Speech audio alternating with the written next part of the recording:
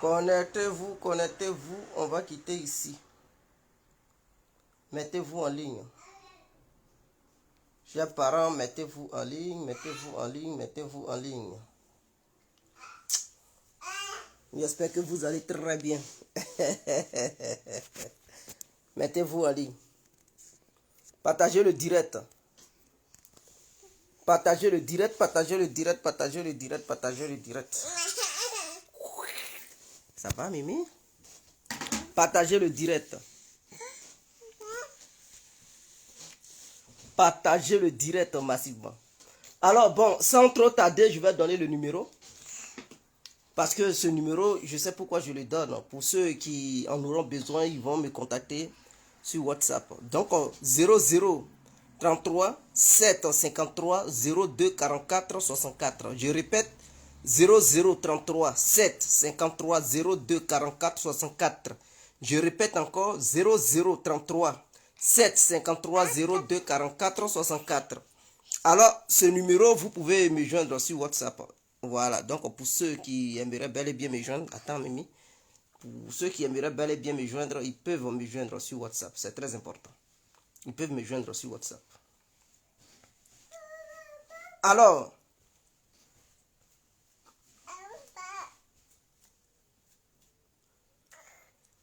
partagez le direct massivement, partagez-le massivement. On va quitter ici. Partagez le direct massivement, on va quitter ici. Chers parents, chers amis, chers frères. Partagez le direct massivement, on va quitter ici. Maintenant, voici le deuxième numéro. Pour ceux qui aimeraient bel et bien me contacter sur ça. 0032 4 65 70 13 19. Je répète, 0032 4 65 70 13 19. Donc, voici mes deux numéros. Pour toutes les personnes qui aimeraient bel et bien me contacter sur WhatsApp pour ce que je vais dire tout à l'heure, n'hésitez pas à me joindre sur ces deux numéros que je viens de vous donner. Donc, il y a deux numéros, un numéro belge et un numéro français. Ces deux numéros ont le WhatsApp. Et donc, vous pouvez me joindre. Vous pouvez me joindre.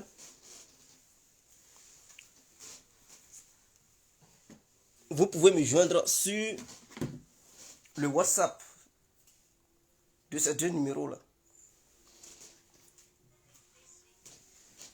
Voilà, donc partagez le direct, partagez la vidéo dans les groupes, sur vos murs.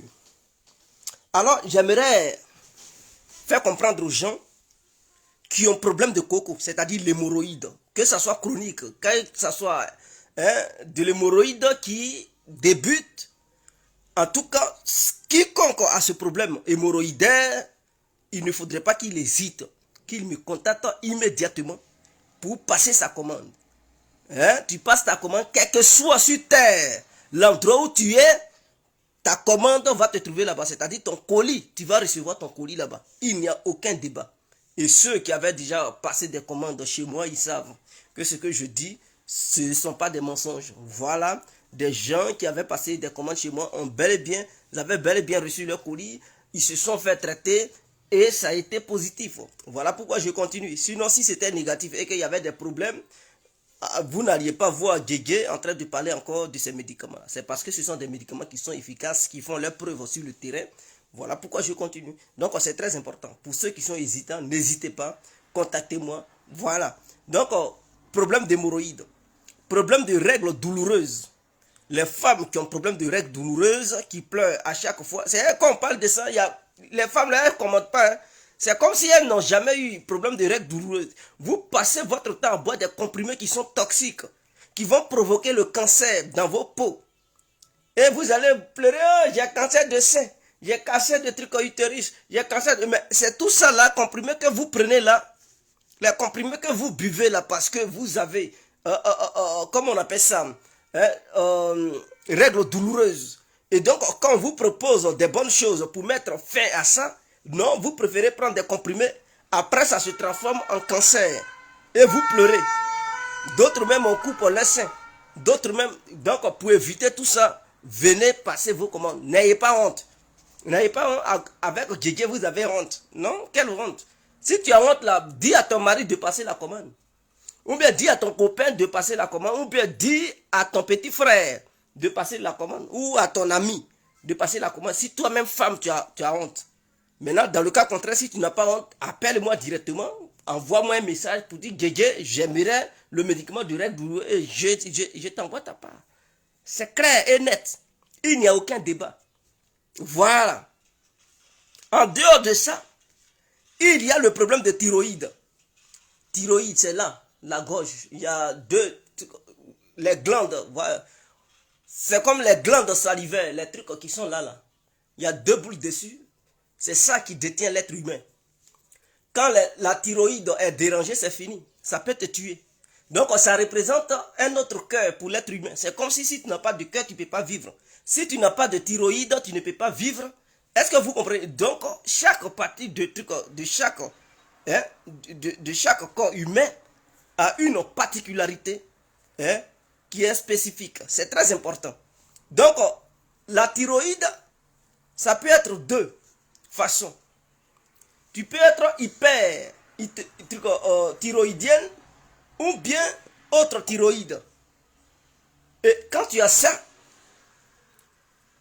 tu me fais comprendre. C'est-à-dire avant de passer la commande chez moi, si tu t'es analysé chez un médecin qui te dit, bon, tu as telle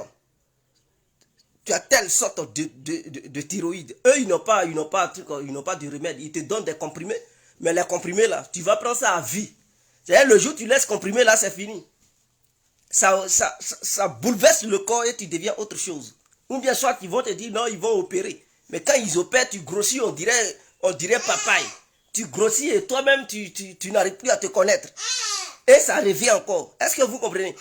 Donc, pour éviter de te faire opérer, même le comprimé, quand tu prends ça, tu grossis. Ça te fait enfler les grosses joues. Les joues sortent. Tout pousse sur toi, on dirait quelqu'un qui a mangé une marmite entière qui est ballonnée. Donc, pour éviter ce genre de choses, quand tu quittes chez ton médecin, tu me dis quel genre de thyroïde tu as. Tu me dis si ton TH qui est dans ton corps est très élevé ou bien est très bas. Par rapport à ça, moi, je fais la composition du médicament pour te donner. Ah tiens, je te donne le médicament et ton histoire de thyroïde, tu vas parler de ça au passé. C'est très important.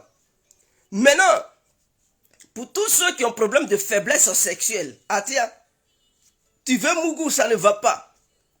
Tu as besoin d'un bon cancan. Pour faire le traitement définitif, je ne vous parle pas d'Atoté parce que mon médicament est différent d'Atoté. Atoté là, c'est un médicament que les gens prennent avant de jouer le match. Mais le mien, c'est pour traiter le mal. C'est pour déraciner même le mal. C'est-à-dire les racines et les poils absorbants qui sont incrustés dans ton corps, qui t'empêchent d'être un bon Woody, d'être un bon garçon, c'est pour les déraciner. Ah oui, c'est pour les débroussailler. Pour que tu puisses devenir un garçon viril. Un Woody T, un garçon pile. Ah tiens, quand tu vois madame, c'est comme si le soleil était au zénith. Ça se lève, ça fait bou. Elle dit, maintenant, ça c'est mon homme ça. Voilà. Donc c'est ce médicament-là dont je vous parle. Je ne vous parle pas de trucs à tôter. Non. Donc il y a des gens qui sont hésitants. Non, encore à tôter. Non, oublie à tôter là. Je ne suis pas dans l'histoire d'atotéisme. Il faudrait que ça soit clair. Donc en dehors de ça, les gens, les femmes qui ont problème de kyste, qui ne peuvent pas enfanter, qui ne peuvent même pas tomber enceinte. Même il y a d'autres femmes qui n'ont pas de problème de kyste. Elles vont à l'hôpital, le médecin dit non, tout est propre. Mais elles n'arrivent pas à tomber enceinte. Elles se posent des questions. Mais c'est dû à quoi? Mes règles viennent. Monsieur, il a déjà des enfants ailleurs. Monsieur, il est en pleine forme. Mais quand il me caillasse à tir, rien ne vient. Il pense que c'est le monsieur qui a le problème. Elle pense que c'est le monsieur qui a le problème. Plutôt, elle va chez un autre monsieur. À tir, il pompe pour là-bas encore, rien ne vient. Elle tombe pas enceinte. Oh, tout est normal. Poitrine, c'est bien arrêté. Tout vient. Elle voit ses règles. Mais il n'y a pas de grossesse. Ah, elle se dit, mais c'est pas les sorciers. C'est pas sorcier. C'est pas sorcier. Madame, si tu es là, tu m'attends, ou bien jeune fille, tu es là, tu m'attends, faut plus hésiter. Contacte l'incontournable en même temps. Parce que si tu hésites, à un moment donné, on ne peut plus rien faire pour toi. Donc c'est le moment de venir pour dire, ah, Guégué, je veux un enfant. Est-ce que tes feuilles magiques sont là? Je dis, ah, voilà, faire. Voilà comment ça coûte. Tu payes, je te donne. Faut pas regarder l'argent. Regarde plutôt le résultat que ça va te donner. Parce qu'après le traitement, tu vas avoir un enfant. Cet enfant-là, tu sais pas qu'est-ce qu'il va devenir. Ministre, député, ou bien homme d'affaires, un grand mathématicien, un grand physicien, un grand, je ne sais pas, géologue, politologue, je ne sais rien. Regarde plutôt le produit, le résultat du produit que tu vas acheter. C'est très important. Donc, voici un peu, il y a bel et bien d'autres maladies. Donc, vous qui avez problème de d'autres maladies, ne soyez pas inquiets. Contactez seulement l'incontournable Guégué compris. Contactez-moi et je vais régler votre cas. C'est important. Après avoir fini de dire ceci, nous allons partir maintenant sur le plan politique. Oui, sur le plan politique, le miracle économique russe, politique, militaire, c'est important. Et pourquoi l'Afrique traîne les pas? Pourquoi depuis 60 ans, pour ne pas dire depuis 70 ans, l'Afrique n'évolue pas? L'Afrique est incapable de se développer. Qu'est-ce qui empêche les Africains d'en arriver là? Je n'arrive pas à comprendre. Je n'arrive pas à comprendre. Ils vont dire l'esclavage. Écoutons nous-mêmes.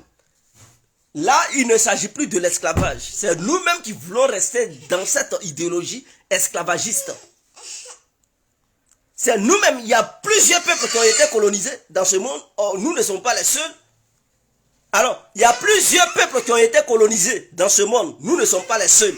Pourquoi c'est nous qui sommes là toujours en train de chanter? Non, à cause de l'esclavage, la traite négrière, on n'a pas avancé. J'aimerais vous dire quelque chose.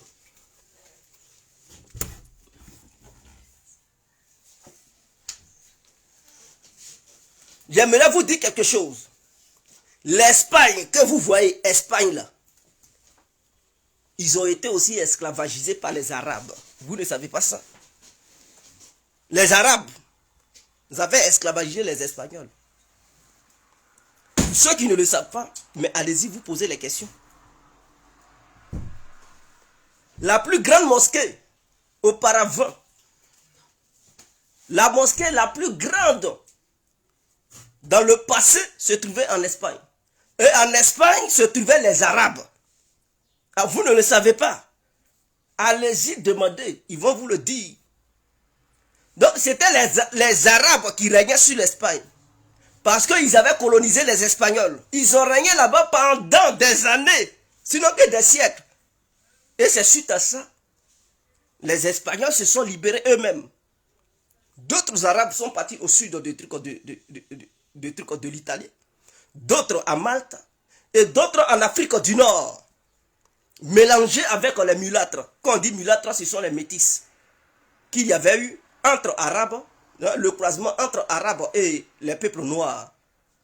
Les mulâtres se sont installés en Afrique du Nord, ainsi que les Arabes qui avaient été chassés en Espagne, ils sont partis en Afrique du Nord. Donc, nous ne sommes pas, nous les Noirs là, on n'a pas été les seuls peuples à être colonisés.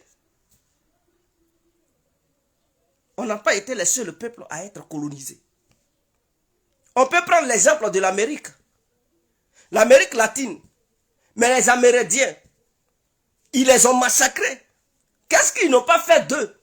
Mais il y a certains pays de l'Amérique latine qui ont évolué plus que l'Afrique. Donc l'esclavage que nous avons subi là, eux aussi ils avaient subi ce même esclavage. Parce que sur leur propre territoire, ils les fusillaient, ils les tuaient. l'objectif, c'était de les faire disparaître totalement, les Amérindiens. Aujourd'hui, il y a certains Amérindiens qui restent, qui ont constitué leur État. Nicaragua, c'est un État amérindien, c'est-à-dire les Américains même, d'origine. C'est-à-dire ceux qui sont les propriétaires terriens de l'Amérique. Nicaragua, là, c'est chez eux. Est-ce que vous comprenez? Même au Venezuela, il y a des propriétaires terriens là-bas. Mais ces gens-là, ils luttent pour leur développement. Pourquoi l'Afrique est toujours en retard? Non, l'Afrique se lamente. Quel est le miracle politique de Poutine? Comment est-ce que Vladimir Poutine a pu transformer la Russie en une superpuissance mondiale? Sur tous les plans. Je dis bien sur tous les plans. Plan économique, plan politique, plan culturel, plan militaire.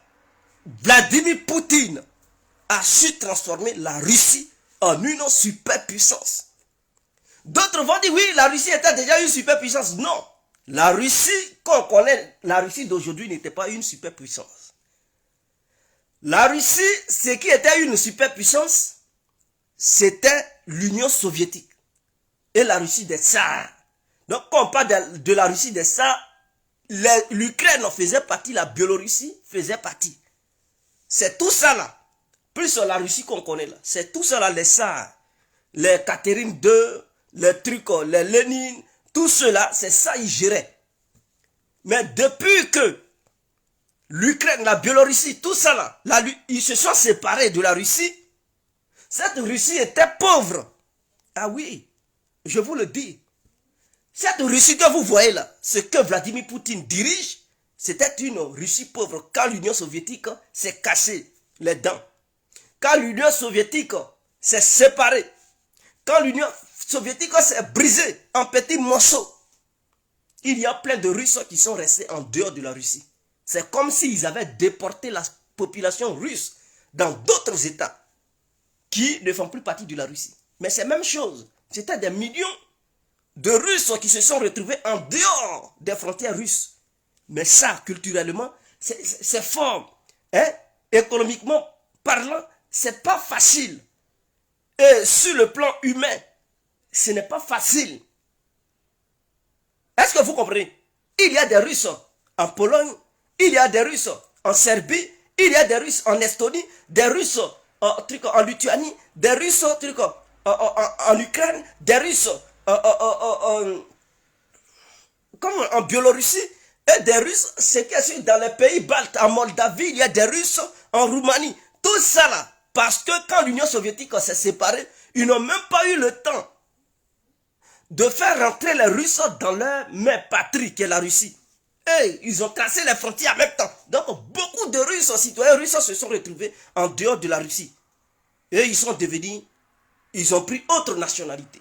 C'était pas facile pour la Russie que vous connaissez. Suite à ça, mais l'État russe, c'était un État paria. Un État qui n'avait même pas d'avenir. Et les Européens étaient convaincus que cette Russie-là ne pouvait plus jamais être une Russie puissante, ne pouvait plus jamais relever la tête, ne pouvait plus jamais les inquiéter. Parce qu'ils étaient convaincus que cette Russie-là allait de séparation en séparation. Ça allait devenir des petits micro-États. Ils étaient convaincus. Parce que les dirigeants d'alors, après la dislocation des trucs de l'URSS, ces dirigeants-là, c'était des buveurs de trucs de vodka. C'était des soulards. Des gens qui passaient leur temps à boire. Et donc, le salaire, le SMIC du russe au temps des années 90, dans les années 90 plutôt, le SMIC, s'ils avaient trop eu, c'était 50 €. C'est-à-dire en roubles, converti en roubles. Est-ce que vous comprenez? Ça veut dire que le citoyen ivoirien était mieux payé qu'un citoyen russe. Est-ce que vous comprenez? C'est-à-dire le salaire que les Ivoiriens recevaient là, un instituteur, son salaire était plus élevé que le salaire d'un professeur russe dans les années 90. Est-ce que vous comprenez? Et tout le monde voulait devenir riche. La Russie était devenue un territoire expérimental des Occidentaux. Les Occidentaux partaient piller la Russie en collaboration avec certains traîtres russes que eux-mêmes ils ont nommés oligarques. Ils prenaient les biens de la Russie pour aller envoyer ça à Londres, construire l'Angleterre, construire la France, construire tous les pays européens que vous connaissez. D'autres partaient enrichir les États-Unis d'Amérique. Et donc, c'est-à-dire le pétrole, le gaz, les bénéfices. Les Européens disaient, non, venez mettre votre argent dans nos banques. Venez payer des biens chez nous. Et après, ils bloquent ces biens. Et ça devient pour les Occidentaux. Est-ce que vous comprenez leur politique qu'ils avaient mis sur pied? Et donc, les Russes traitent, chacun luttait pour avoir beaucoup d'argent pour venir investir en Europe. Et c'est comme ça qu'ils ont fait. Ils ont investi en Europe. Tout l'argent qu'ils gagnaient, au lieu d'investir en Russie, non, ils prenaient cet argent pour investir en Europe. Et quand ils savaient qu'ils avaient beaucoup volé maintenant, ils prenaient leur famille pour venir séjourner en Europe. Vous partez en Angleterre, les Russes qui sont remplis là-bas, ils les appellent les oligarques. Ils sont nombreux là-bas comme ça. C'est des gens qui ont pillé la Russie en complicité avec les politiciens anglais.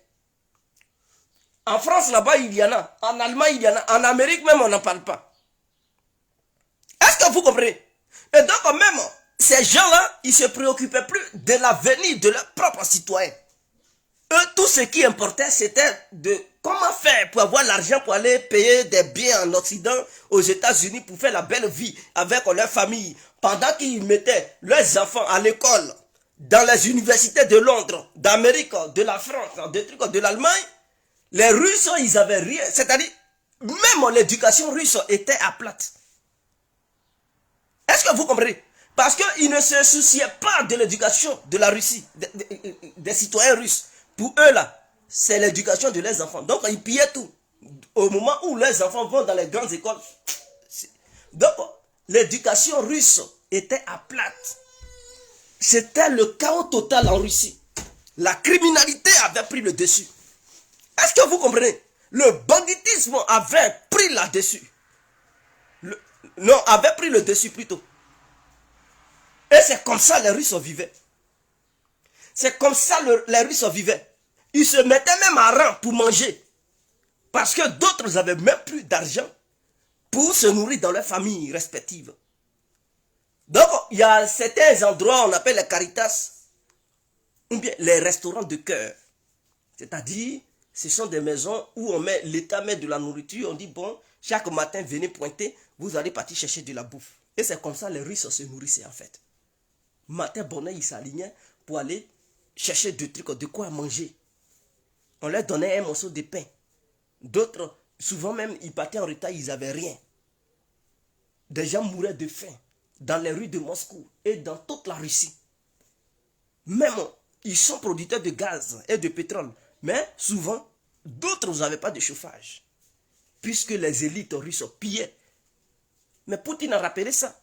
Il a même dit que les services de renseignement américains étaient dans toutes les administrations de la Russie pour contrôler la Russie. C'est eux qui dirigeaient la politique russe. Est-ce que vous comprenez? C'est-à-dire, c'était les Américains qui dirigeaient maintenant la politique russe.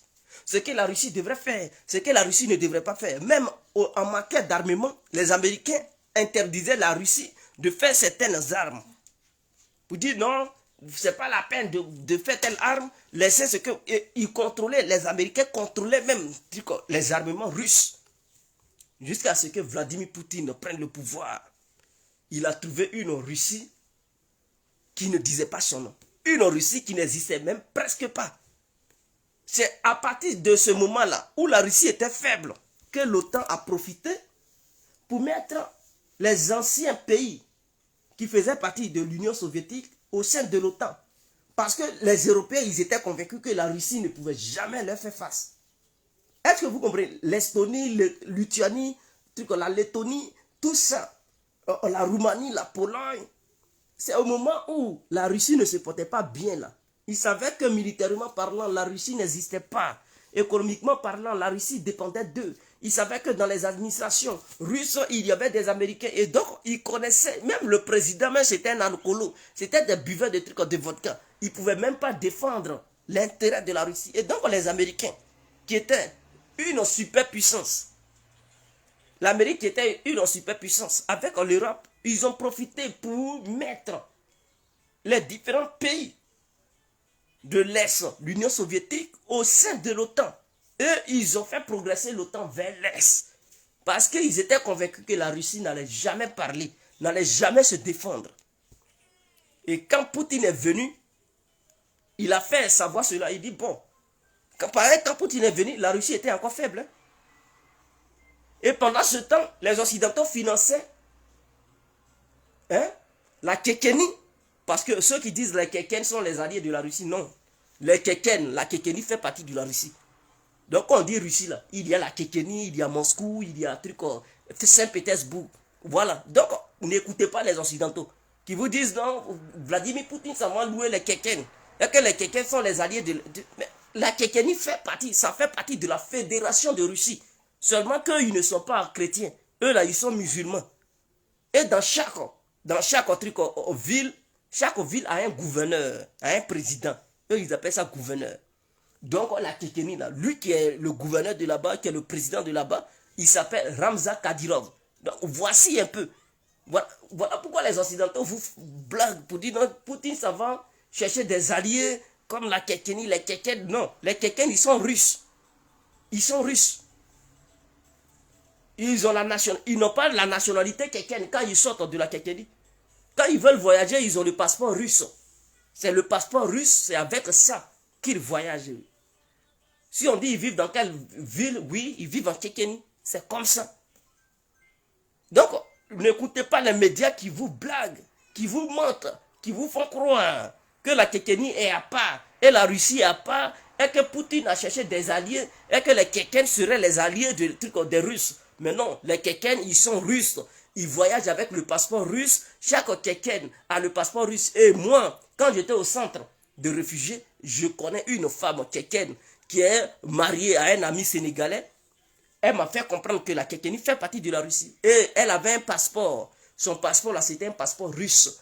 Est-ce que vous comprenez? Donc, je sais de quoi je vous parle. Quand je vous parle, c'est que je connais. Donc, la Russie étant faible, Poutine au début, il a dit, bon, pourquoi la Russie ne fait pas partie aussi de l'OTAN? J'aimerais que la Russie adhère au sein de l'OTAN. Les Américains ont dit non, ils ne veulent pas que la Russie rentre dans l'OTAN. Parce que si la Russie rentrait dans l'OTAN, ils allaient combattre qui? Où allait être la menace des Américains? Et comment les Américains allaient maintenant dépasser la Russie pour dire il faudrait que la Russie devienne plusieurs petits États. Donc les Américains ont dit non, non, non, non. Leur objectif c'était de séparer la Russie en petits États, micro-États et dénucléariser la Russie. Hein? Et voilà, c'est ce que les Américains voulaient. Parce que si ça devient des petits États, ils vont dire ben, vous êtes petits, vous n'avez pas le droit d'avoir l'arme nucléaire, donnez les armes nucléaires, envoyez ça aux États-Unis, et puis c'est fini. La Russie allait être désarmée totalement. Sur le plan nucléaire comme sur le plan de l'armement. Donc quand Poutine a vu ça, les Américains ont dit non. La Russie n'a pas le droit de rentrer dans l'OTAN. Mais par contre, les autres pays qui sont autour de la Russie là, vont rentrer dans l'OTAN. Poutine a pris conscience tout de suite que, donc la Russie n'a pas le droit de rentrer dans l'OTAN. Mais par contre, ils veulent faire rentrer la Biélorussie, l'Ukraine et les autres pays. La Moldavie, et la Hongrie, je dis la Hongrie. C'est pas la Hongrie.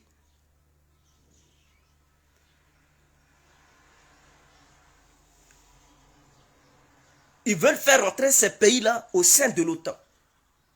Et quand Poutine y voit, il voit que ce sont les pays frontaliers de la Russie. Et que l'OTAN est dirigé par les Américains. Donc l'objectif des Américains, c'est quoi?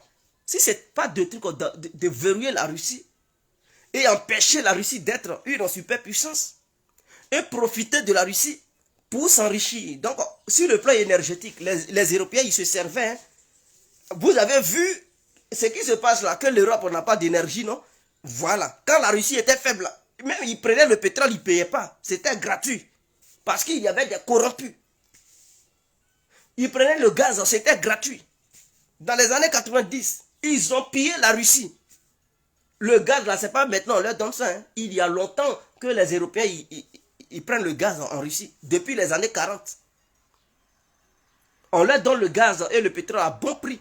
Dans les années 90, même, ils ne payaient même plus rien. Ils pillaient même le gaz aux Russes. De la manière qu'ils font en Afrique, là.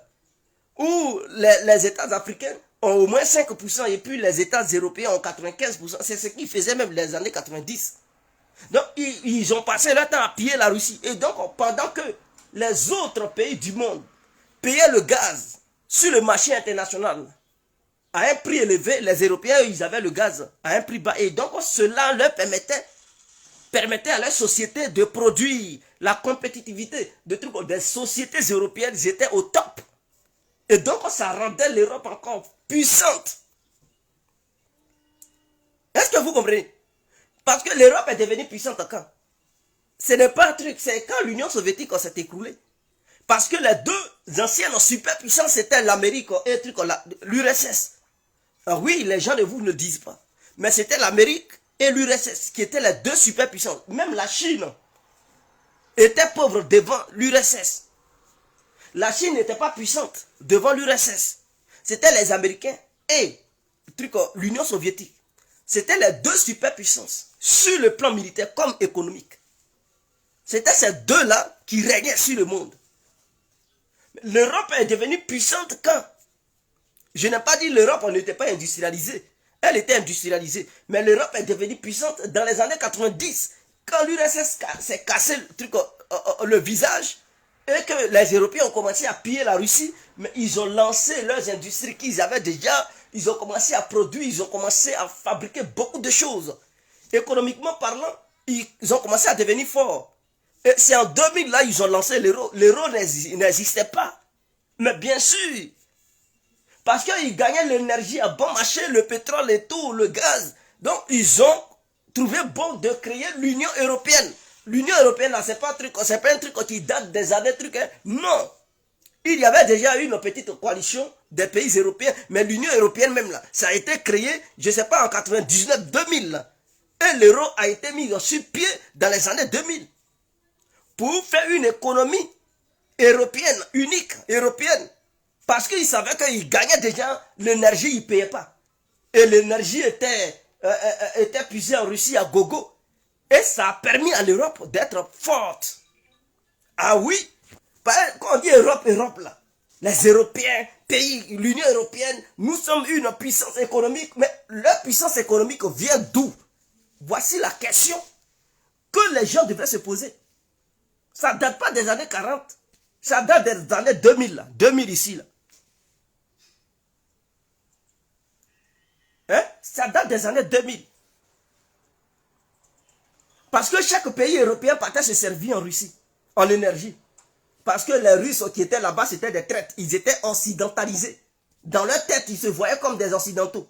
Les occidentaux, eux, à leur tour, ils les voyaient comme des esclaves, comme des voyous, comme des sous-hommes. C'est comme ça qu'ils les voyaient. Mais les Russes, qui étaient occidentalisés, eux, ils se disaient que non, ils étaient heureux de faire partie de l'Occident, de traiter avec les Occidentaux.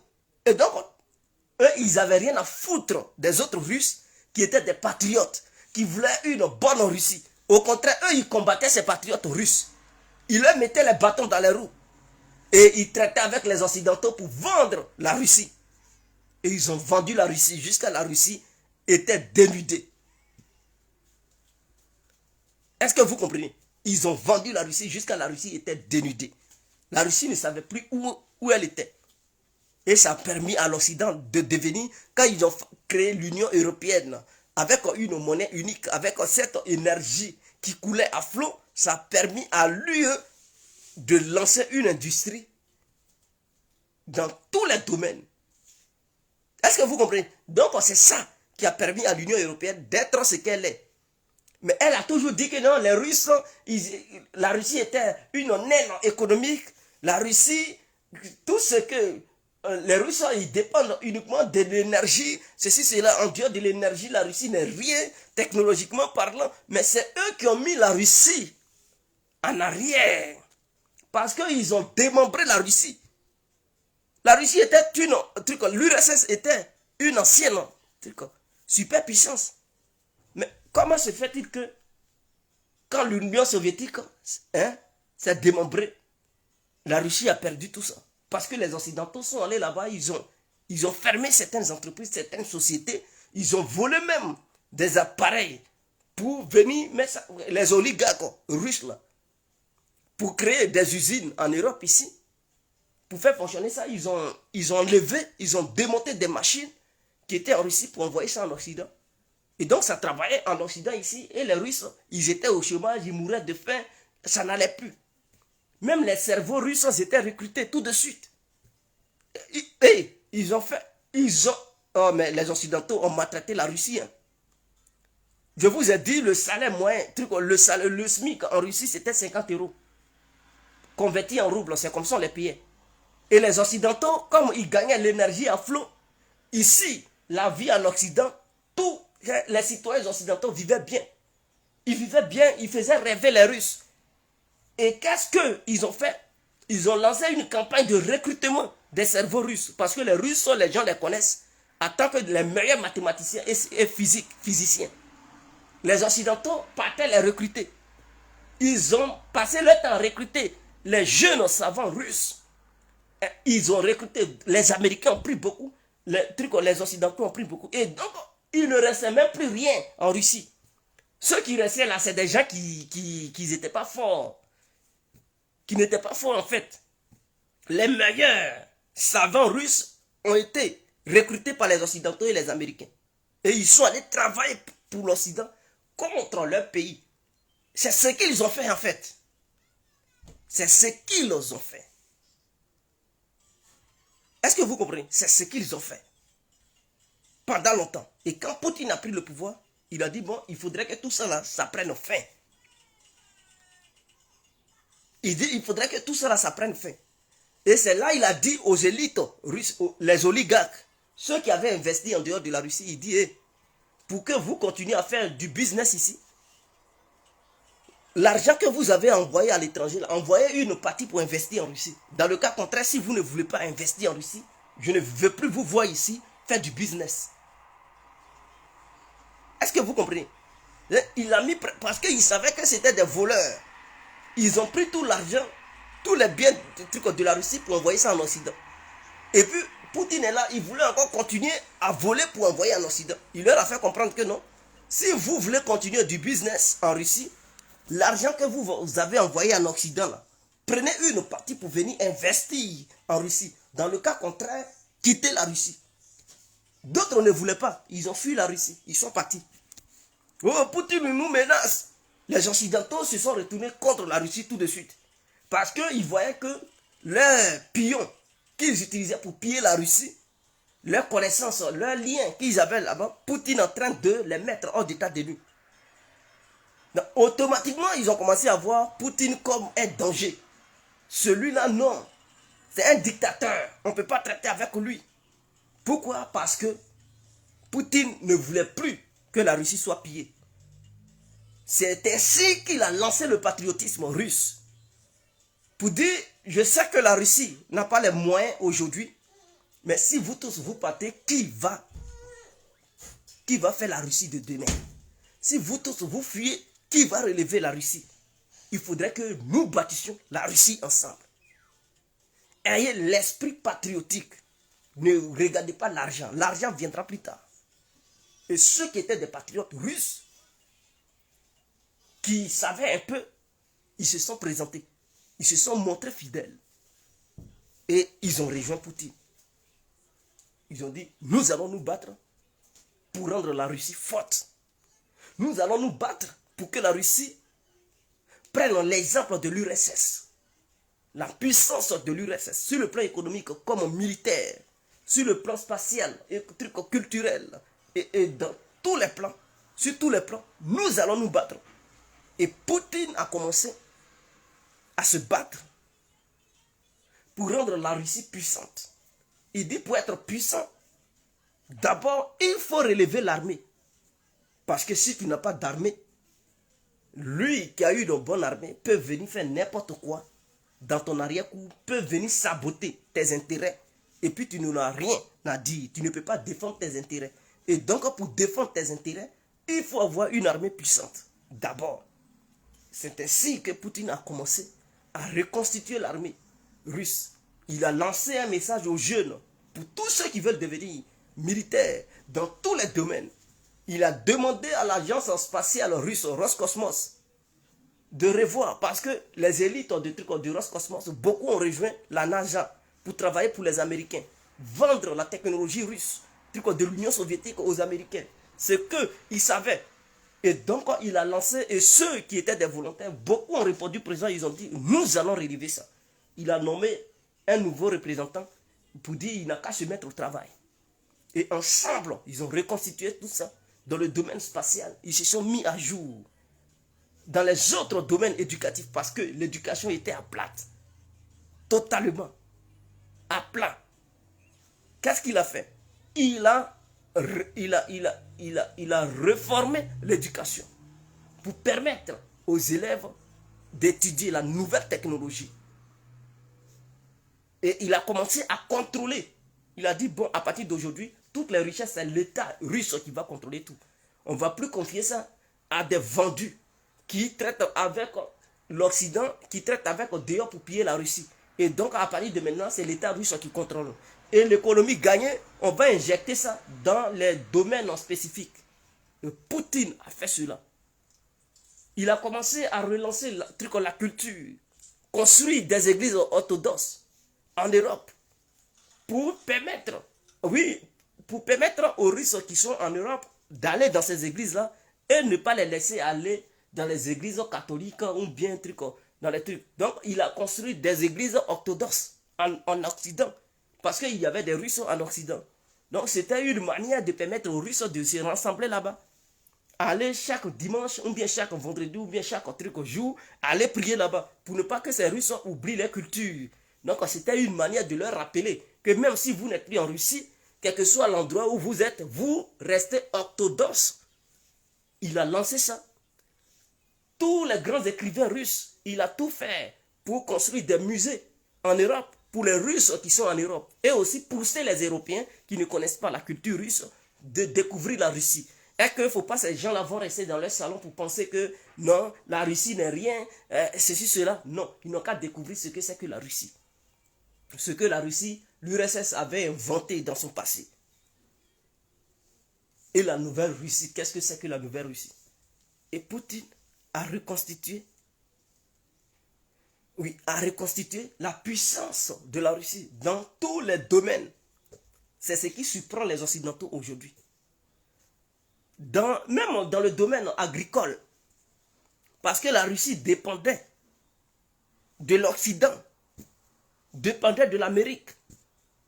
Quand ils ont sanctionné les Russes en 2014, ils ont compris, parce que les Occidentaux voulaient créer une crise alimentaire.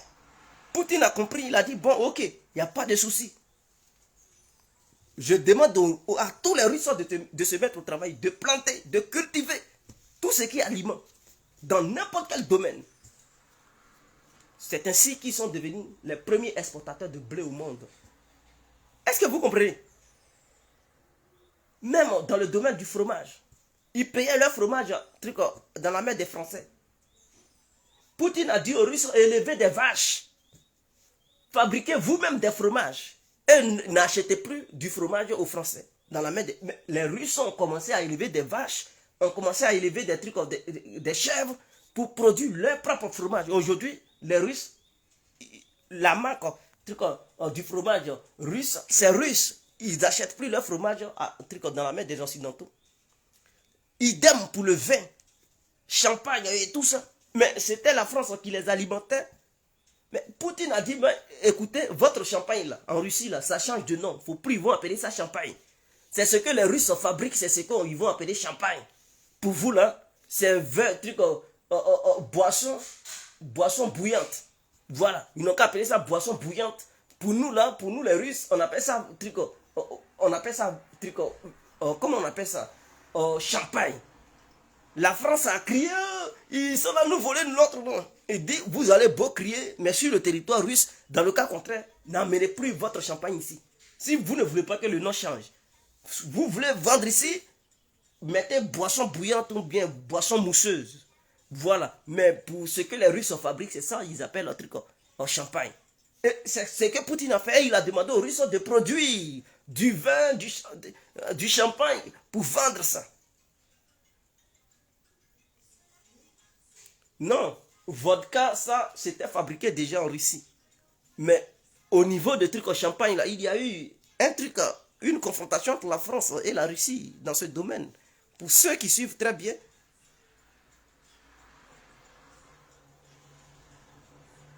Donc, voilà un peu ce qui s'est passé. Et les Africains, ils se sont laissés berner par les Occidentaux. Pendant longtemps, les Africains pensaient que c'était l'Occident qui nourrissait l'Afrique en céréales. Tout ce qui est farine. Oui, oui, oui. Les Africains pensaient que c'était les Occidentaux qui nous nourrissaient. Hein. Parce que nos farines et tout ça, on payait ça en Occident. Dans la main des pays occidentaux. C'est eux qui livraient aux Africains, non? Mais la vérité est que les Occidentaux payaient le blé dans la main des trucs de la Russie et de l'Ukraine. Et en retour, eux, ils transforment ça en farine. Et puis, eux, ils nous revendaient le truc, la farine chère. Donc, les Africains, ils se sont dit, ah, si on a un problème, les Occidentaux, on ne va plus avoir du riz, on ne va plus avoir farine, on ne va plus avoir certaines choses. Qu'on dépend de l'Occident à 100%. Faut pas on va énerver les Occidentaux. Car c'est eux qui nous tiennent. Sans eux, on n'est rien.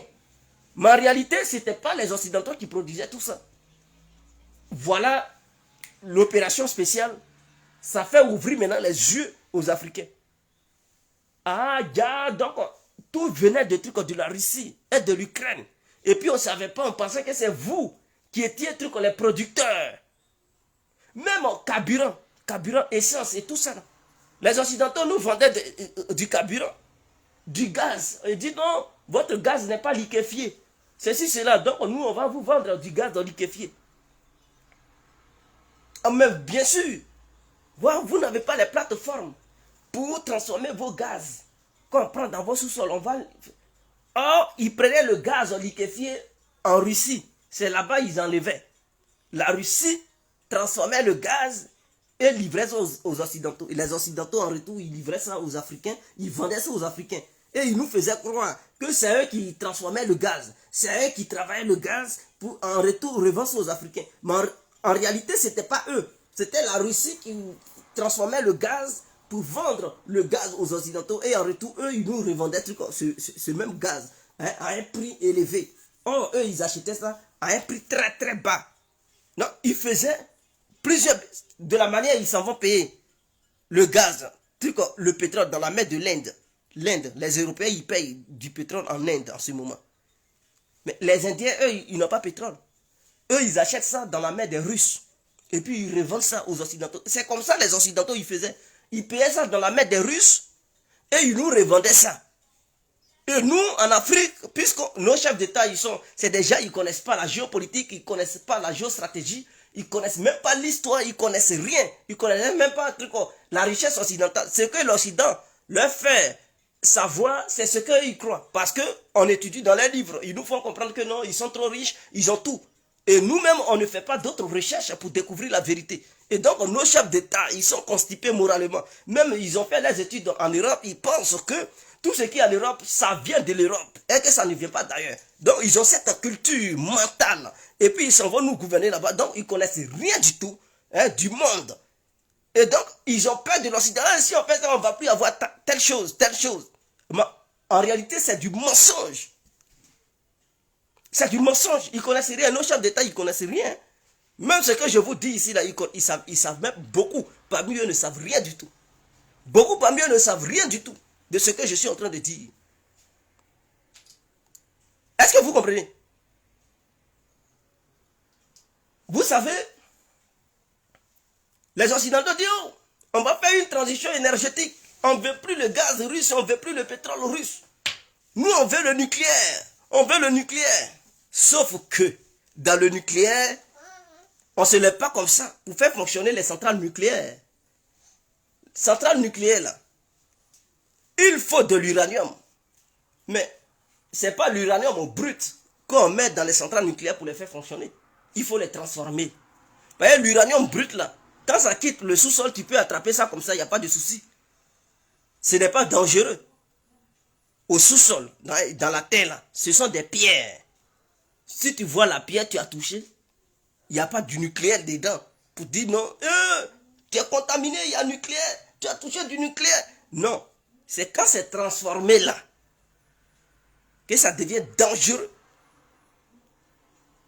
Vous savez, ceux qui livrent le produit de l'uranium dans le monde, la Russie, elle seule détient 60% dans le monde. Donc c'est la Russie qui livre de l'uranium enrichi. On appelle ça de l'uranium enrichi. Tu peux extraire l'uranium, mais est-ce que tu peux enrichir ça? C'est ça aussi. Pour enrichir, là, c'est une autre technologie. Pour enrichir, c'est une autre technologie. Donc la Russie enrichit 60% de l'uranium du monde. Et elle produit uniquement 6%. Mais elle enrichit 60% de l'uranium du monde. Et elle donne. L'Amérique prend 40% de son uranium enrichi dans la main de la Fédération de Russie pour faire fonctionner les centrales nucléaires américaines. Les centrales nucléaires américaines, pour qu'elles fonctionnent, l'Amérique s'en va acheter de l'uranium enrichi en Russie, 40%. Donc 40% de l'énergie américaine dépend de la livraison des Russes. Si les Russes décident aujourd'hui de couper la livraison, les 40% aux Américains, les Américains vont avoir problème d'électricité, problème d'énergie aux États-Unis. Donc l'Amérique sanctionne tout, mais ce domaine-là, l'Amérique ne sanctionne pas là-bas. Ah oui, oui, oui, ils connaissent leurs limites, ils sanctionnent tout, mais il y a certains domaines là où ils ne touchent même pas. Ils ne touchent même pas là-bas. La France qui crie là, mais demandez à Macron qui livre une grande partie de l'uranium enrichi à la France. C'est la Russie. Est-ce que vous comprenez? Donc au moment où les Français avaient demandé aux Allemands de s'entendre pour sanctionner le gaz russe, et que les Allemands, jusqu'à présent, ils étaient réticents, mais l'Allemagne avait demandé aussi à la France que non, pourquoi ils ne sanctionneraient pas le gaz et en même temps l'uranium. La France a dit non, non, il ne faut pas, ils vont toucher l'uranium. Donc les Allemands ont compris que, ah, donc vous voulez qu'on sanctionne le gaz, mais vous ne voulez pas qu'on touche l'uranium.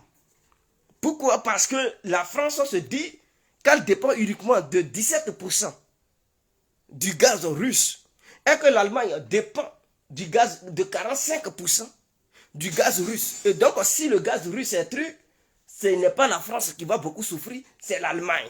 Mais si l'uranium est touché, alors il y a problème en France là-bas. Si la Russie coupe l'uranium à la France, malgré que la France creuse l'uranium au Niger, dans d'autres pays, mais elle a toujours besoin d'uranium. Donc elle s'en va chercher le reste de l'énergie en Russie. Et c'est la Russie qui fournit à la France. Donc si la Russie coupe, ils vont fermer beaucoup de centrales nucléaires en France là-bas. Et donc ça va devenir un chaos.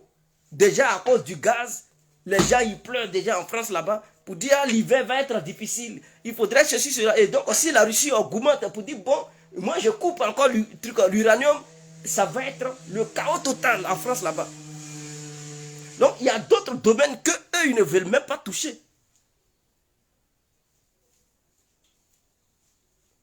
Est-ce que vous comprenez? Il y a d'autres domaines qu'ils ne veulent pas toucher. Aujourd'hui, l'Allemagne vient de dire qu'elle ne peut pas. Elle ne peut pas sans le gaz russe. Est-ce que vous comprenez? Les Allemands sont en train de faire marche arrière.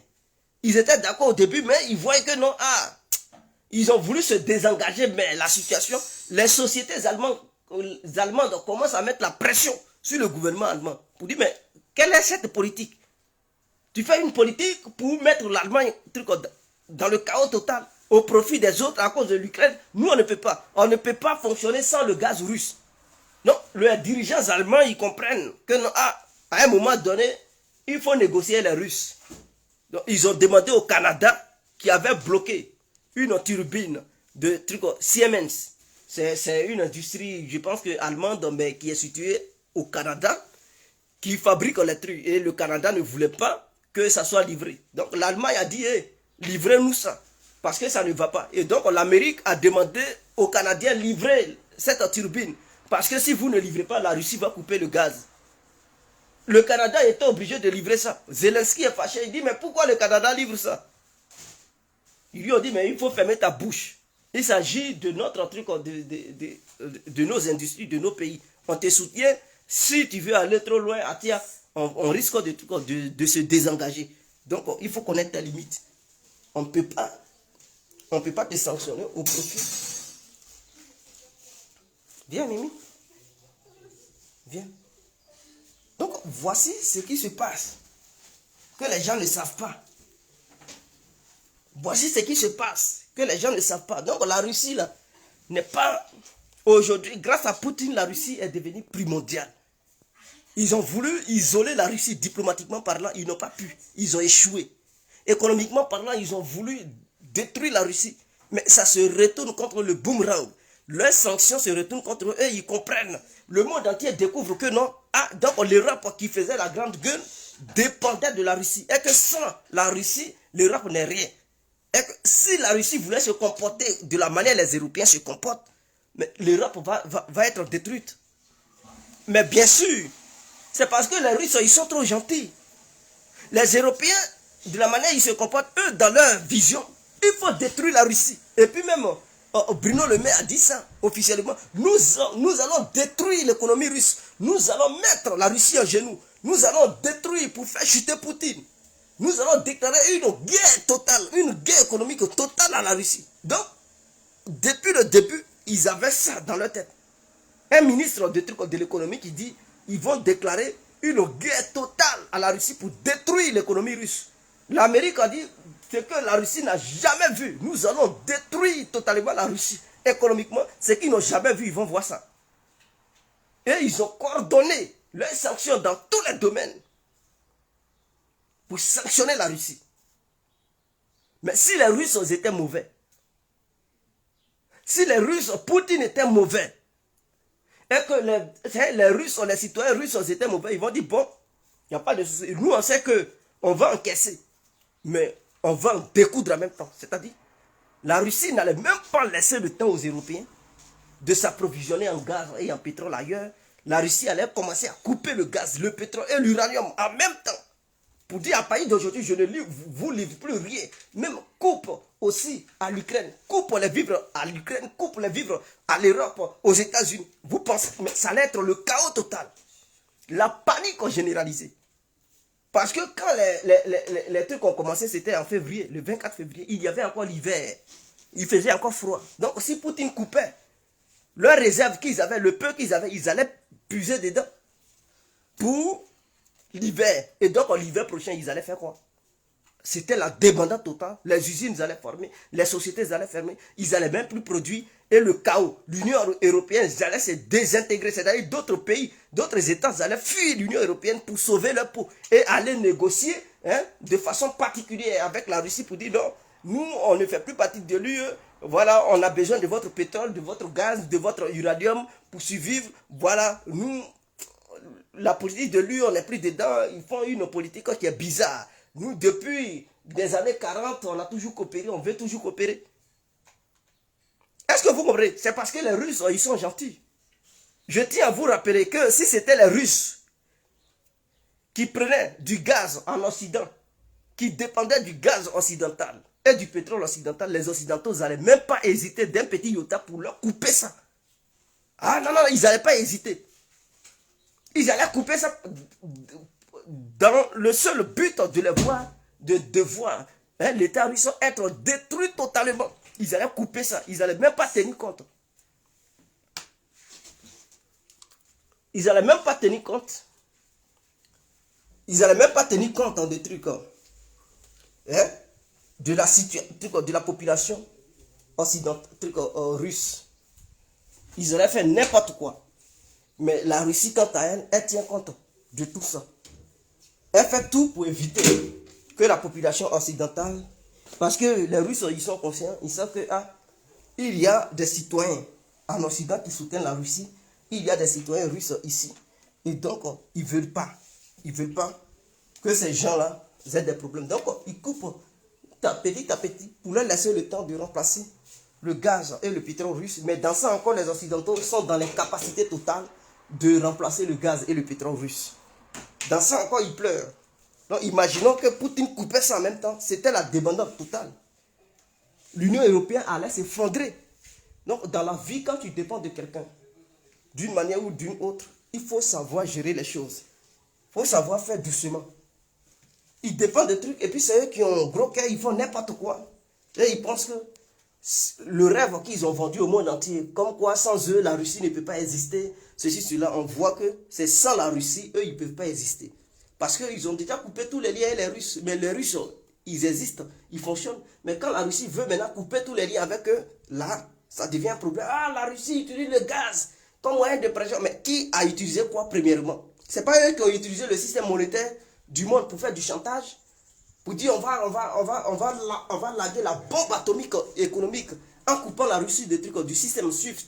Donc c'est eux qui ont utilisé la monnaie. C'est eux-mêmes qui ont dit c'est à cause de l'énergie, Poutine fait le malin et que la Russie finance son but de guerre. Nous allons couper le gaz, nous allons couper le pétrole.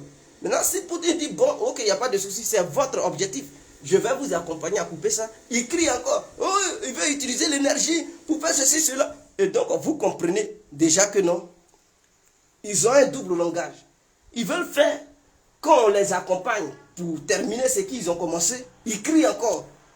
Maintenant, eux, pendant qu'ils crient, ils prennent d'autres sanctions pour te nuire. Donc, vous voyez, c'est des gens, ils sont sans pitié. C'est des gens, ils ne sont pas bons, les dirigeants occidentaux. Ils ne sont pas bons, ils sont sans pitié. Ils font souffrir leur peuple à cause de leur truc orgueil. Et c'est ce que Viktor Orban, le président hongrois, a dit. Il a dit, ben, l'Europe s'est tiré une balle dans le poumon. Parce que l'énergie russe représente le poumon économique européen. C'est grâce à cette énergie que l'Europe est devenue ce qu'elle est. Sans cette énergie, l'Europe n'allait pas devenir l'Europe que vous connaissez. Vous et moi, on connaît. Est-ce que vous comprenez? Donc, il faudrait que ça soit clair. Il faudrait que ça soit clair. Et pourquoi les Africains n'arrivent pas à mettre un tel système sur pied? Ils vont dire, mais bon, d'autres vont dire, mais la Russie est un truc. Bon, ok, prenons le cas de l'Iran. L'Iran aussi est mieux placé, non? L'Iran, depuis la révolution des moullards, quand ils ont chassé le Shah, parce que lui qui était là, c'était un truc, un sous-préfet américain. Oui. De la manière, il y a des sous-préfets en Afrique, là. Ici aussi, au Moyen-Orient, il y a des sous-préfets américains. Donc, lui, l'ancien dirigeant iranien, il s'appelait le Shah. C'était l'homme de main des Américains. Lui-même, il s'attendait très bien avec le peuple israélien. Quand il était au pouvoir, les Israéliens, ils partaient en Iran, ils coopéraient dans tous les domaines. Mais ils ne voulaient pas voir l'Iran devenir puissante. Est-ce que vous comprenez? Ils voulaient que l'Iran soit là pour donner son énergie. C'est-à-dire, l'Iran était une vache à lait. Que l'Israël, l'Europe et l'Amérique prenaient. Jusqu'à ce que les mollahs se révoltent pour chasser le Shah. Les Américains même ont voulu défendre le Shah. Et les Iraniens avaient fait des prisonniers américains. Vous avez entendu parler de ça, non? Ils voulaient faire une opération spéciale. Mais les soldats américains se sont vus arrêtés par les Iraniens. Et ça a été la plus grande humiliation de l'Amérique. Suite à des négociations, ces militaires américains ont été libérés. Depuis ce jour, les Iraniens, ils étaient là, les Américains ont provoqué une guerre entre l'Irak et l'Iran de Saddam Hussein, qui voulait envahir l'Iran. Les Américains soutenaient l'Irak. Ils ont détruit l'Iran. L'Irak avait détruit l'Iran parce que l'Iran n'était pas encore puissant, militairement parlant. C'est suite à cette guerre-là, personne n'est venu en aide à l'Iran. Si ce n'est que l'Union soviétique qui aidait un peu les Iraniens pour leur donner des armes, pour se défendre quelquefois. C'est suite à ça, les Iraniens ont dit, bon, nous allons nous développer nous-mêmes, sur tous les plans. Est-ce que vous comprenez? Donc, les Iraniens ont souffert de la manière dont les Africains souffrent. Ils n'ont jamais eu la liberté de faire ce qu'ils ont envie de faire. Suite à ça, mais ils ont été sanctionnés. Est-ce que les Africains, on les sanctionne comme ça, de la manière dont ils ont sanctionné les Iraniens? Malgré les sanctions, les Iraniens avancent sur tous les plans. Mais pourquoi les Africains refusent d'avancer? L'Iran n'était pas une nation technologiquement parlant auparavant. Mais ils se sont donné les moyens d'avoir la technologie.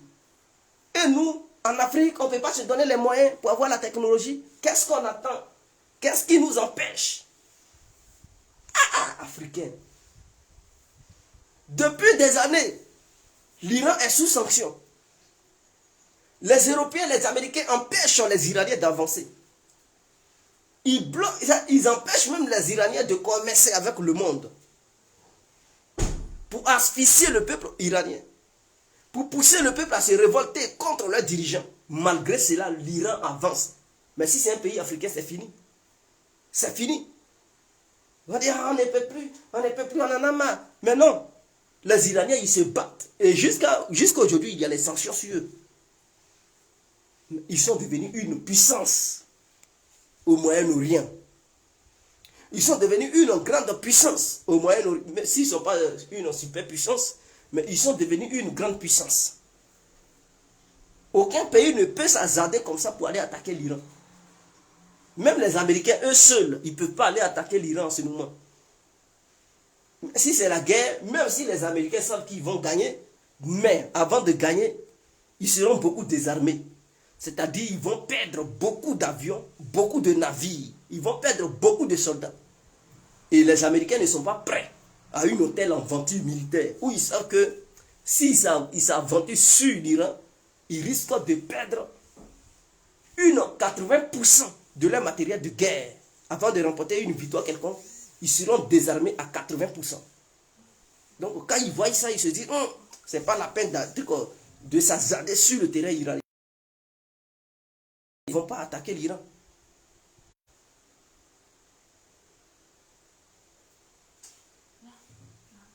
Est-ce que vous comprenez? Donc c'est ce que je tiens à vous dire. L'Iran est l'exemple parfait. Un pays qui est martyrisé, un pays qui est sanctionné matin, midi et soir, qui n'était pas puissant. Est-ce que vous comprenez? Suite à une guerre, les Américains, les Européens n'ont pas donné les moyens aux Iraniens de se reconstruire. Eux-mêmes, ils se sont reconstruits. Ils ne sont pas allés mendier pour dire, donnez-nous, aidez-nous, plan quoi. Les Occidentaux vont nous aider. Non, ils se sont auto-aidés eux-mêmes.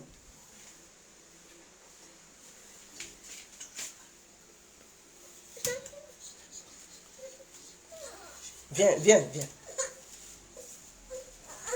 Ils se sont auto-aidés eux-mêmes. Est-ce que vous comprenez? Et aujourd'hui, ils sont devenus puissants. Sur le plan scientifique, les Iraniens défient les Occidentaux. Ah oui, c'est dans quoi? Ils sont forts.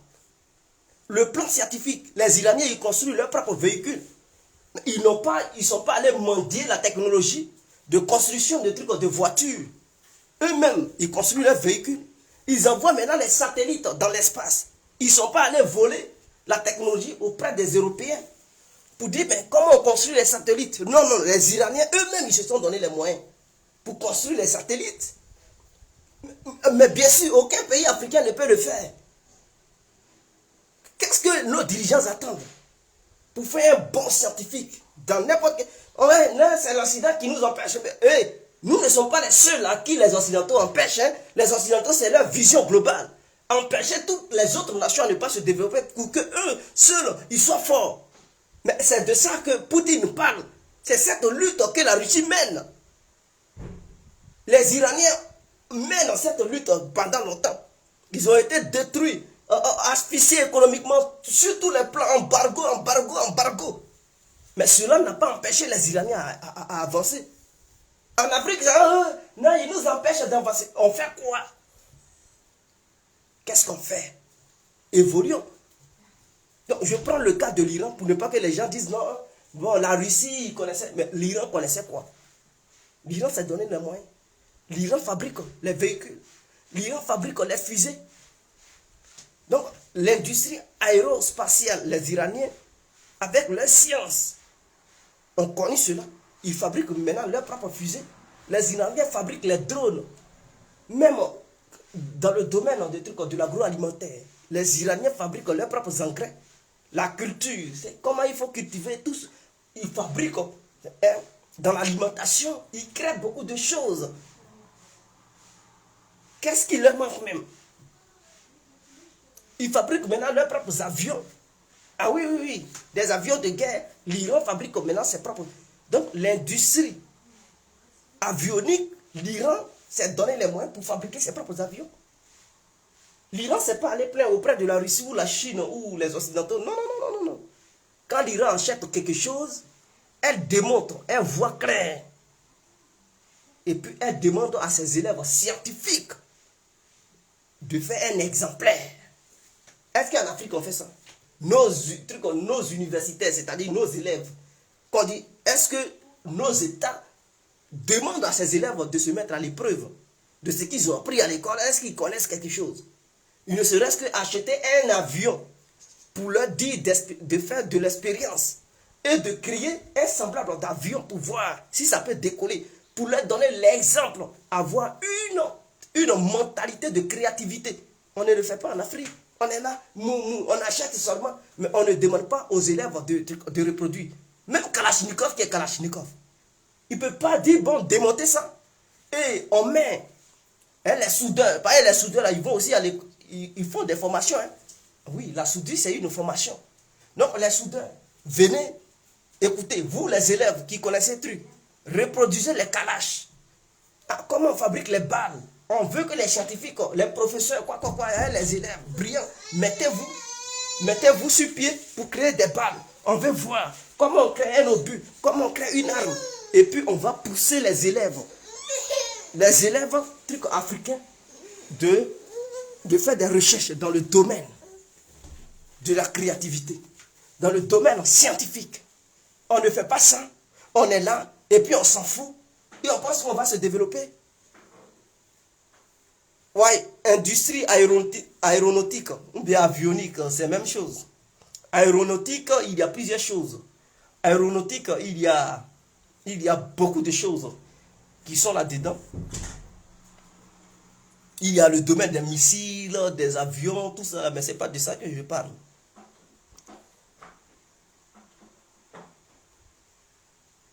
Donc, voilà. Les Chinois aussi, c'est ce qu'ils ont fait. Ils n'ont pas attendu pour dire aux Occidentaux. Non, non, non, non. À chaque fois qu'ils achetaient un avion, ils regardaient, ils trichaient, et puis ils reproduisaient la même chose pour voir. Petit à petit, ils ont grandi et puis ils ont fait ce qu'ils savent faire aujourd'hui. Les Iraniens, ils sont capables maintenant de fabriquer les armes nucléaires. Ils ont la technologie nucléaire. Vous pensez que les Occidentaux leur ont donné ça sur un plateau de télé? Un plateau de trucs? Non, c'est eux-mêmes, ils se sont forcés à faire des recherches pour connaître la maîtrise de ça. Les Iraniens, aujourd'hui, ils fabriquent des missiles balistiques. Les missiles à longue portée de 2000 km, 3000, ils fabriquent maintenant même des missiles de 4000 km. C'est-à-dire des missiles qui peuvent quitter au Moyen-Orient pour frapper certains pays de l'Europe de l'Est. Ils fabriquent maintenant ces missiles. Vous pensez que c'est l'Occident qui a donné cette technologie? L'Amérique? Non. Les Occidentaux, au contraire, ils ne veulent même pas voir les Iraniens avoir cette technologie. Ils les combattent depuis longtemps. Mais les Iraniens, ils se sont donné les moyens scientifiques parce qu'eux-mêmes, ils ne donnent pas, ils font des recherches. Leurs élèves, et ils sont parmi les meilleurs scientifiques du monde, les Iraniens. Mais vous pensez que c'est comme ça? Non. Ils se sont mis au travail. Ils ont renforcé leur éducation. Il y a des gens, j'ai vu un truc au documentaire, il y a des Africains qui s'en vont étudier en Iran. Hein. Ah oui, oui, oui, tout le monde veut étudier en Occident, mais en Iran, là, il y a des Africains qui s'en vont étudier là-bas. Et là-bas, là, il y a les meilleurs scientifiques. Tapez parmi les meilleurs scientifiques du monde. Prenez 10 pays où il y a des grands scientifiques. L'Iran, le nom de l'Iran va sortir dedans. Donc, tous les Africains qui veulent faire des recherches scientifiques pour étudier la science, allez-y aussi en Iran. Toujours c'est en Europe, Non, allez-y en Iran, ce sont les pays émergents. Et ceux-là, ils connaissent ce que c'est que la science. Voici des pays qui peuvent vendre des technologies facilement à l'Afrique. Maintenant, les Africains ne les regardent pas. Ils comptent sur truc. Non, l'Europe n'est pas prête à vendre quoi que ce soit aux Africains. Comme nous, on ne veut pas faire d'efforts. On ne veut pas faire d'efforts pour faire des recherches, pour découvrir, pour maîtriser certaines choses. Bon, payons maintenant la technologie. Maintenant, pour payer, là, si c'est sur l'Europe, on compte, on ne peut jamais avoir une technologie. Voici, les Iraniens, c'est des gens, ils sont capables de nous. Si ils donnent ça aux Yéménites, ils donnent ça à Tricot, aux Palestiniens, ils donnent ça aux Hezbollah libanais. Ils vendent la technologie aux, aux Syriens. Mais pourquoi pas nous, Africains? Ils peuvent nous vendre ça. Il suffit de leur proposer quelque chose. Ils ont besoin de certains marchés. Il faut être fiable. Tu leur proposes bien, ils te vendent certaines technologies dont tu as besoin, ton pays a besoin. On a besoin de quoi? Pour fabriquer des voitures. Bon, ils vont nous donner la technologie pour la fabrication des voitures. Ils nous donnent le truc et nous-mêmes, on va fabriquer pour nous-mêmes. Ah, on veut fabriquer des fusées pour aller dans l'espace. On veut créer des satellites pour la communication pour nous-mêmes. Ils vont nous donner. On veut faire quoi encore? Dans quel domaine? Ah, fabriquer des missiles. Ils vont nous donner. Ils vont... Qu'est-ce qu'on veut réellement? Demandons aux Iraniens, ils vont nous donner. Demandons aux Russes, ils vont nous donner. C'est des gens, ils sont prêts à partager leur savoir-faire, leurs connaissances. Mais les Africains préfèrent les laisser pour dire Occident. Depuis 60 ans, on est avec. Je dis, depuis des milliers d'années, on est avec eux. Ils ne nous ont jamais donné quoi que ce soit. C'est pas aujourd'hui qu'ils vont nous partager quoi que ce soit. À un moment donné, sachant ce qu'on veut. On veut quoi au juste? On veut avancer ou bien on veut être toujours des esclaves qui sont là pour obéir seulement, qui ne veulent pas avancer. À un moment donné, avançons, grandissons. C'est très important. Donc, on laisse ce côté-là. Voilà, il y a un recrutement russe en ce moment qui se passe. Mais ça se passe discrètement. Vous avez appris que les Ukrainiens ont 1 million de soldats.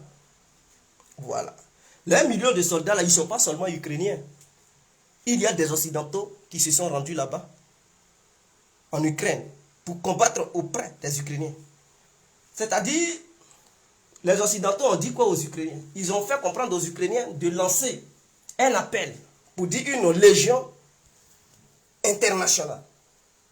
Et les Européens ont profité pour donner des soldats de chaque pays européen, américain et consorts, pour que ces gens-là rentrent dans cette histoire de légion internationale, pour aller combattre auprès.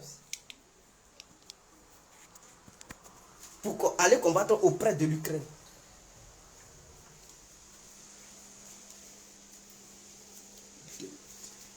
Pour aller combattre auprès de l'Ukraine.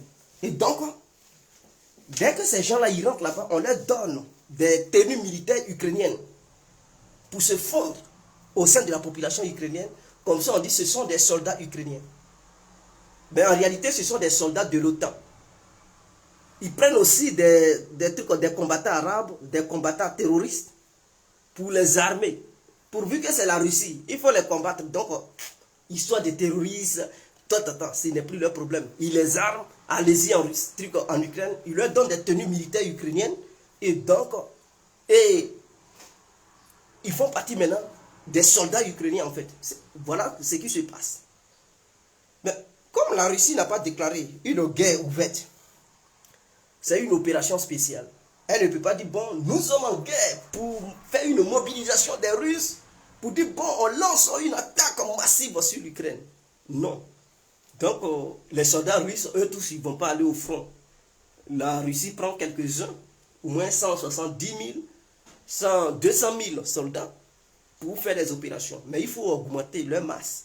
Donc, la Russie ne va pas prendre toute son armée au cas où il y a une vraie confrontation avec l'OTAN. Voilà, il faut avoir des vrais soldats qui soient en Russie capables de venir ajouter la confrontation sur la Russie. Et donc, qu'est-ce qu'ils font? Ils font un recrutement. Et donc, ça se passe dans les ambassades russes à travers le monde. Les différentes ambassades russes. Donc, lui qui veut, il se rend dans n'importe quelle ambassade russe dans le pays où il vit. Pour dire qu'il est venu pour faire partie des recrues. Alors, on leur propose un salaire de 3 000 euros. D'autres me disent, non, c'est un rouble. C'est pas... Non.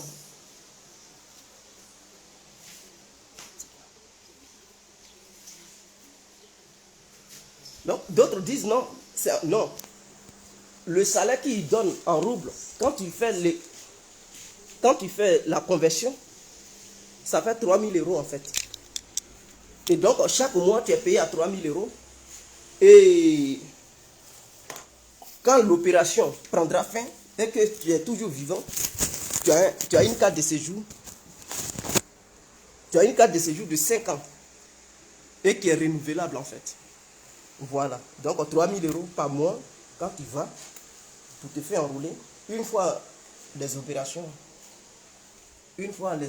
terminées, tu as une carte de séjour de 5 ans renouvelable.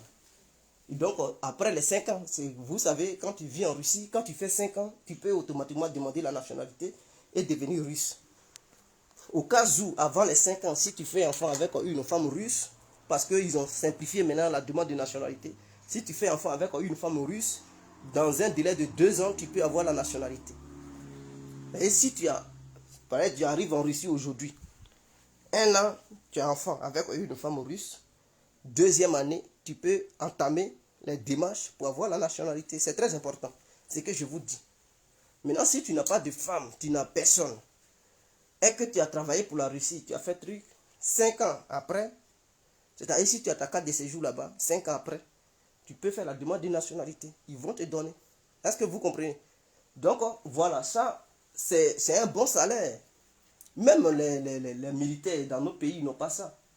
Quand il y a rébellion et puis nos soldats vont au front, ils s'en vont combattre, mais ils ne gagnent même pas 1 million par mois. Oh, 3 000 € par mois, ça fait 2 millions de francs CFA chaque mois qu'on te propose comme salaire. Tu vois comment c'est beaucoup? Voilà, donc c'est pas un petit salaire quand même. 2 millions, ça fait 1 500 €, 1 500 €, ça fait 1 million, 1 million. Donc on te propose 2 millions par mois pour aller au front. En Afrique, pour aller au front, tu ne gagnes même pas 500 000 € militaire. Si tu as trop eu, parce que tu es au front, c'est 250 000. Or ici, on te dit 2 millions chaque mois. Quand tu t'en vas, tu portes ton babagui pour ne pas que les balles te traversent. Tu t'en vas au front pour mater les Ukrainiens. Donc voici un peu ce qui se passe. Donc tous ceux qui sont intéressés, ils peuvent aller dans les ambassades, les différentes ambassades russes pour se faire enrôler. C'est pas toi qui payes ton transport, eux-mêmes ils vont payer ton transport, billet d'avion, tout. Tu vas monter dans l'avion, tu vas partir. Le reste, c'est eux qui font ça. Tout simplement, il faut avoir ton passeport en fait. Voilà. C'est pas ton billet d'avion, c'est pas toi qui payes. Donc, on se laisse, ciao.